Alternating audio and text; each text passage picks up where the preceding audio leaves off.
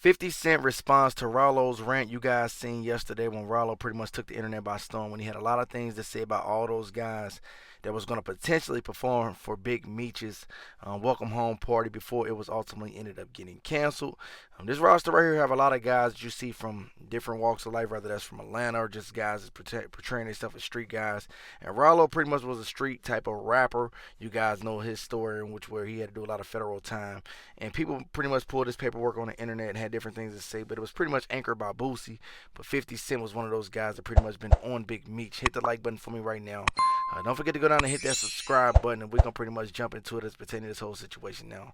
Tammy Comas has pretty much came through and was a thief in the night for as pertaining to the image of a guy like Big Meech. Now, Boosie was one of those ones that said he would perform. I believe Little Baby was originally supposed to headline, and you guys can see Big Meech was looking to pretty much be one of those legendary guys when he came home. It seems though everybody would have been praising his name, calling him a legend, everything along those lines, but it didn't work out that way, and you guys can see Rallo had a lot of things to say about the guys that was on that roster. I was laying on you niggas to go do that show. Y'all wasn't gonna hear the last of it out of me. I going down lie to the feds and get called a rat, but yet y'all got a nigga saying he did 20-something years for a dude. I don't have a Tammy Collins. I don't have a Cuffy. I don't have a alleged person saying that Rallo got him locked up. Never have, won't ever be. But however, I couldn't even get a nigga to tell Rallo happy birthday. But these niggas was ready, dying to go get on that stage.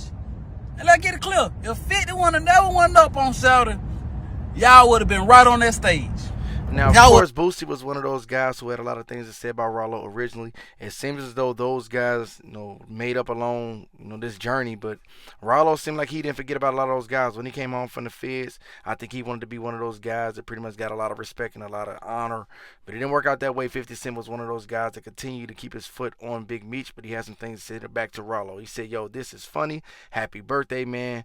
And you guys can see Rallo said, thank you. Can you tell everyone else on that flyer to do the same?